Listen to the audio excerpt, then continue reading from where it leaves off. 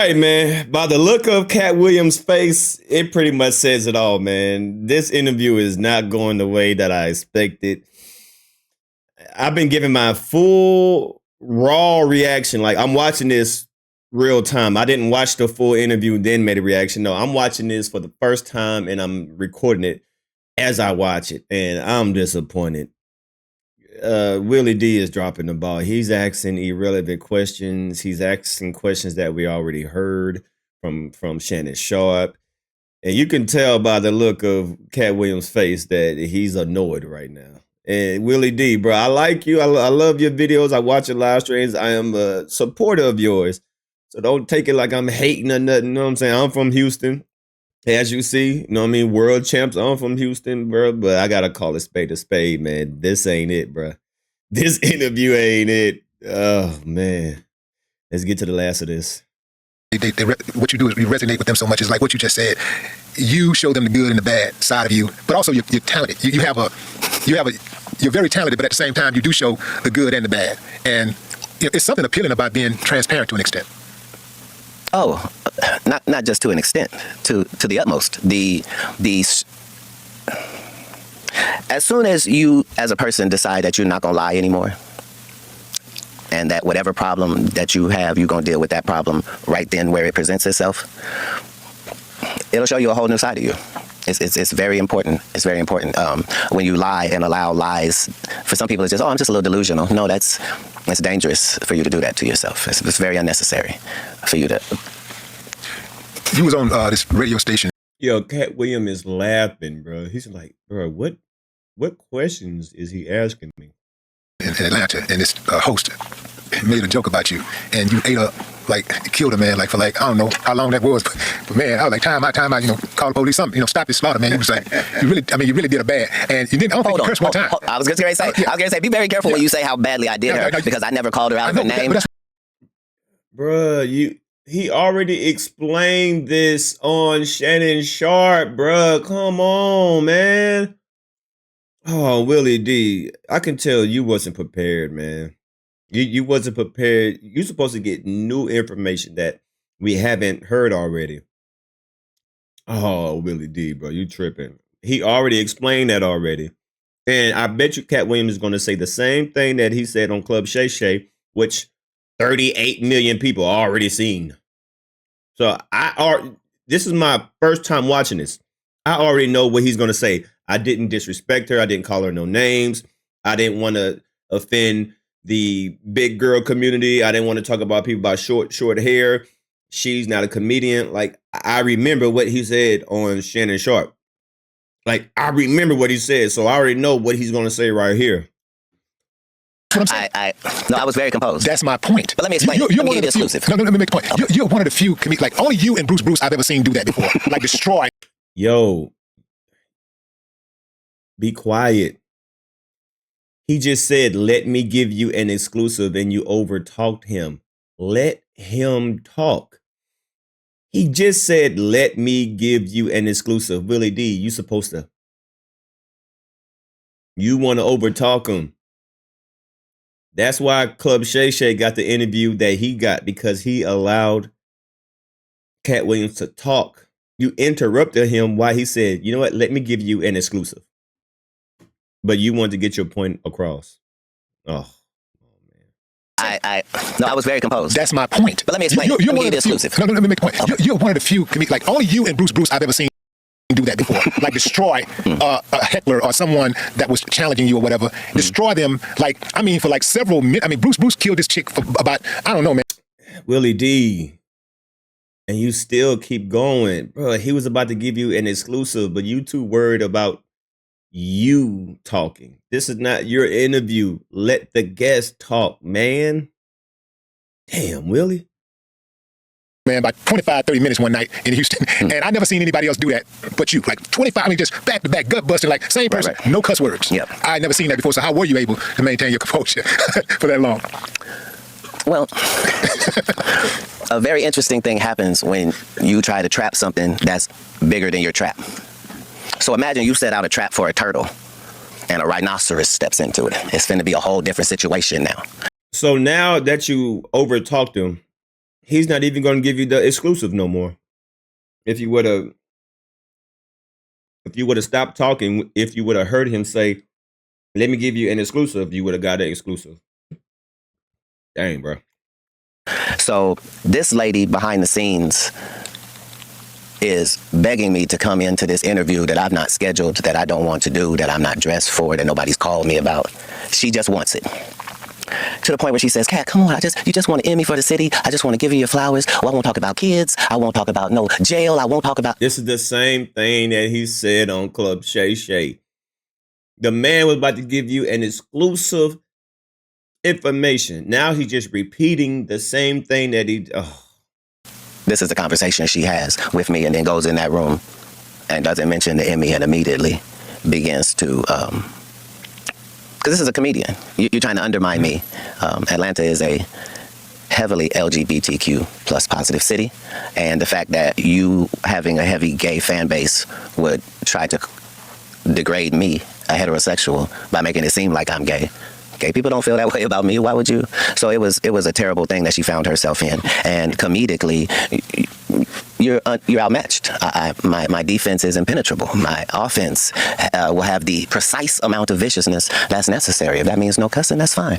I don't want to talk to you and hurt heavy-set women's feelings, or dark-skinned women's feelings, or women who wear wigs feelings. I'm not trying to hurt nobody's feelings. I'm bantering with you because you keep acting like you're qualified to do that. Yeah, so, it was a setup. I'm always going to prevail if I'm being set up. You think Buddy... That's the same. See, I told you, I told y'all that's what he was going to say. Why do I know?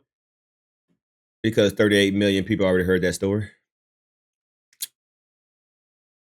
Was in on it, her co-host? You think he was in on that? No, because here's the whole thing. He kept trying to get her to pull the plug on this, and she kept not. So, She didn't understand even after we cut. She didn't understand what had happened. She still thought that she had been victorious, and yeah. And then she tried to play the victim. No, she played the victim. Her husband was willing to kill one of the greatest comedians to... Yeah, I'm saying. And remember, all of this has to happen. I have to allow it to happen. I have to... Oh. So it was her husband. Oh, I remember. Because on Club Shay Shay, he said that, someone was trying to take his life. Oh, it was her husband, allegedly. Oh. I connect the dots. Damn, that's crazy. So, if y'all don't remember, people that have a good memory, I remember Katt Williams said that he almost lost his life when he did that interview. That's who he's talking about right there. Also, preserve my life, and then after I do all of that, then I have to not press charges on you to these police as if a crime has not been committed upon me. A pimp named Slickback. Man. Thank you for saying the whole thing. Look, man. Like a Tribe Called You got to say the whole thing. That is correct. A pimp named Slickback. Yes. Man, that is one of the most iconic roles in television history. How did that come about? Dumb people love dumb people, and geniuses try to find people that are on their mental platitude. So Aaron Magruder is one of the finest black writers that we've had. Yes. And the fact that he started his journey in the real trenches, writing for newspapers and getting syndicated across the country before he ever came to the next platform is what made him so formidable. So it was a joy to be able to work with him. Just like, when I do work with Donald Glover, we get the Emmy. Like, it's because you're dealing with compatible wavelengths. Like Donald Glover told me, "Katt, here's the script. If you do this role right, you'll win an Emmy for it." I said, that's the only way I know to do it is right. And won the Emmy. Well, I know there's a lot of advantages to be doing what you do being in the entertainment industry, but what's like the biggest thing that you can't stand about this industry?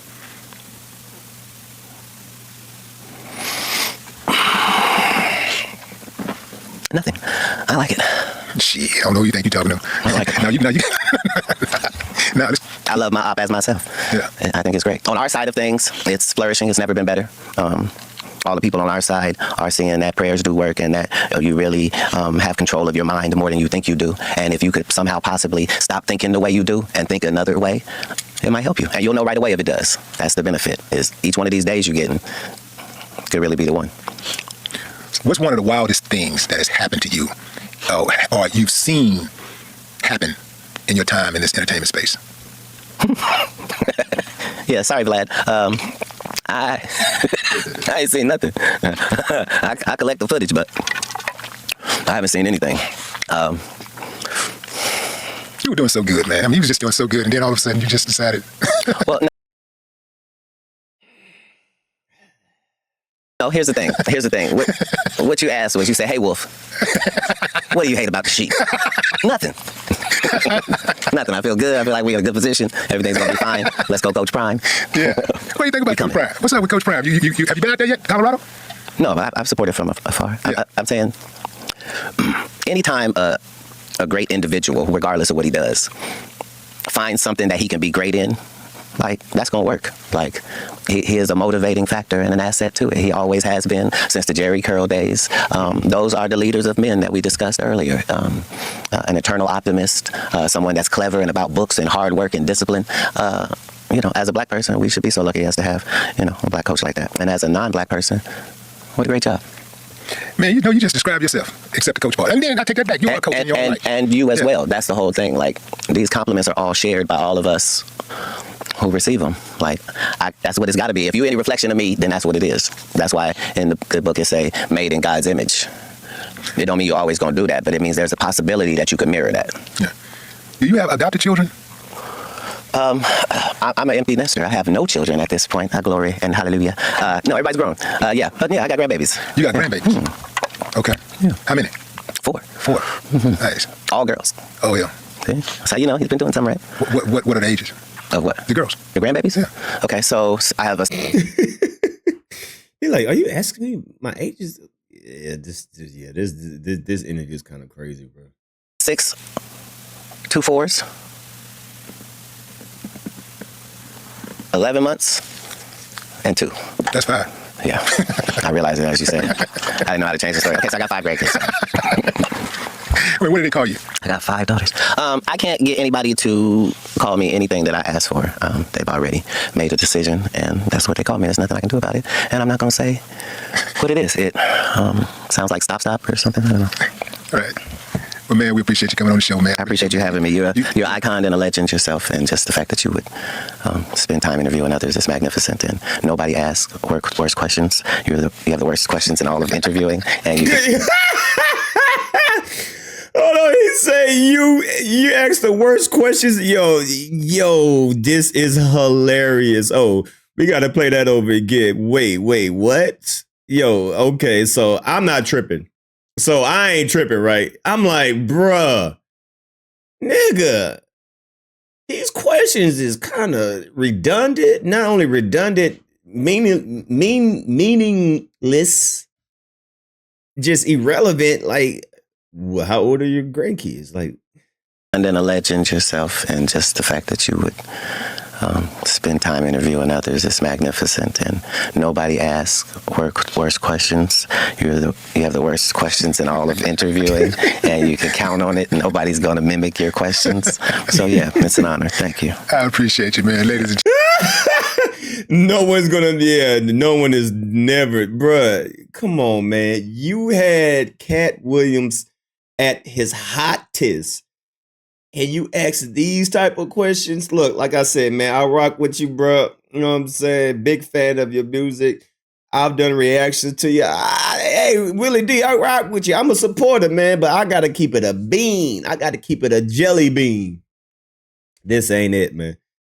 I thought I was tripping, but this ain't it. Even Katt Williams says this is the worst interviews questions that I ever had. You asked the worst questions.